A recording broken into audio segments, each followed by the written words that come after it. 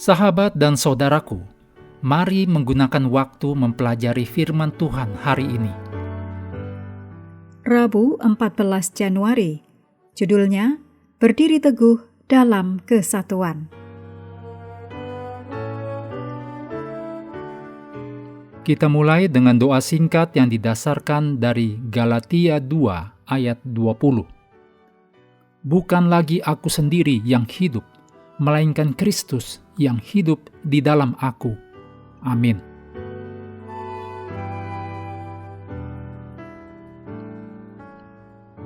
Doa terakhir Yesus untuk murid-muridnya berpusat pada satu tema utama, yaitu kesatuan.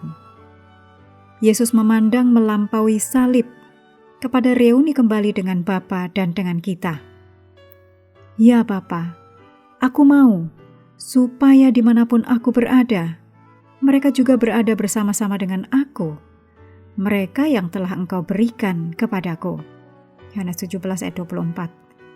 Yesus berdoa agar Bapa menjaga anak-anaknya, supaya mereka menjadi satu sama seperti kita.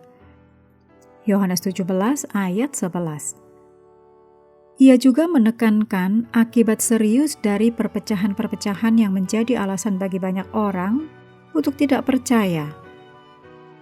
Dalam doa singkat ini, Yesus 2 kali menegaskan bahwa kesatuan kita dengan Dia dan Bapa bertujuan supaya dunia percaya dan agar dunia tahu bahwa Engkau yang telah mengutus aku. Yohanes 17 ayat 21 dan 23. Anak-anak Allah tidak memiliki kesombongan di dalam hati. Anak-anak Allah lemah lembut, lapar dan haus akan kehidupan yang kudus. Menunjukkan belas kasihan. Hati mereka bersih dan polos. Mereka menciptakan perdamaian. Mereka tidak berkelahi atau menyakiti orang lain. Mereka mengasihi musuh mereka. Mereka memberkati orang-orang yang mengutuk mereka. Mereka melakukan hal-hal baik bagi orang-orang yang membenci mereka. Singkatnya, anak-anak Tuhan mengikuti Mika 6 ayat 8. Yang dituntut Tuhan daripadamu, berlaku adil, mencintai kesetiaan, dan hidup dengan rendah hati di hadapan Allahmu.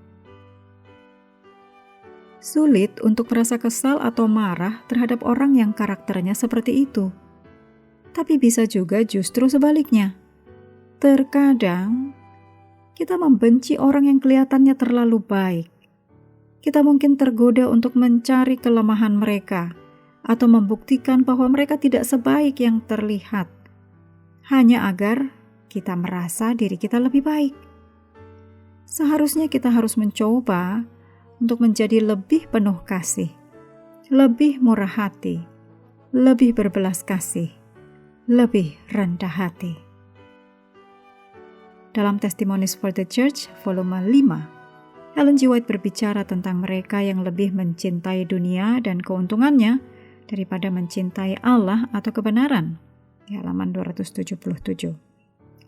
Seringkali perpecahan di dalam gereja pada akhirnya berakar pada kesombongan. Saat kesombongan dan ambisi duniawi dipelihara, Roh Kristus telah meninggalkan mereka. Dan persaingan, perselisihan, serta pertikaian masuk untuk mengalihkan perhatian dan melemahkan gereja. Halaman 240-241. Kutipan Roh Nubuat disadur dari Reflecting Christ, halaman 98.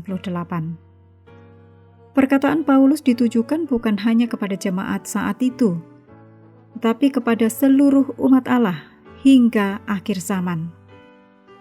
Setiap umat Kristen dapat menikmati berkat pengudusan. Paulus tidak meminta jemaat untuk melakukan hal yang mustahil.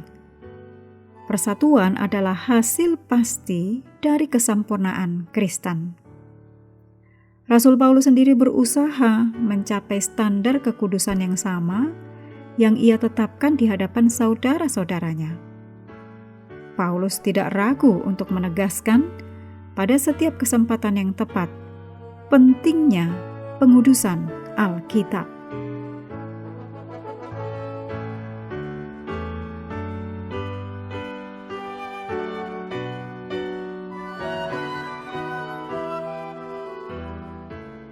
Menutup pelajaran hari ini, segala pujian kita naikkan hanya kepada Tuhan yang telah memberikan Roh Kudus untuk menyertai dan mengajari kita firman kebenaran. Sahabat sekalian, kami menghadirkan Reaksi, ruang interaksi. sahabat juga diundang berpartisipasi terkait dengan iringan musik yang digunakan. Silahkan beri jawaban untuk judul atau bagian lirik dari iringan musik setiap pelajaran. Bagi yang memberikan 4 jawaban benar, akan menerima hadiah kecil. Terima kasih telah belajar bersama. Tuhan memberkati kita semua.